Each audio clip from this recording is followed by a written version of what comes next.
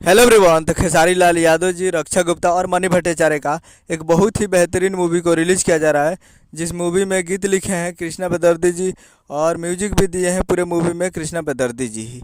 और पूरे मूवी में जितने भी गाना है उसके सिंगर है खेसारी लाल यादव जी और शिल्पी राज जी, जो कि आपको स्क्रीन के ऊपर दिखाई दे रहा है। जिस मूवी का नाम है सन ऑफ बिहार। जिस मूवी का नाम है सन ऑफ बिहार। और ये इस मूवी का निर्माता है अमित कुमार गुप्ता जी, अजय गुप्ता जी और उमा गुप्ता जी, तीन मिलकर इस मूवी के निर्माता है। और निर्देशक है रवि सिन्हा जी।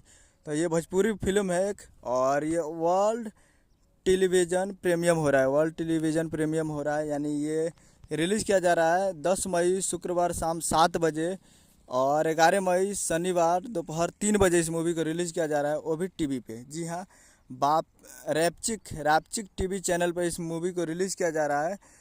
यानी शुक्रवार 10 मई शुक्रवार को शाम 7 बजे, यानी 10 तारीख को शाम को 7 बजे तैयार रहेगा फुल मूवी को।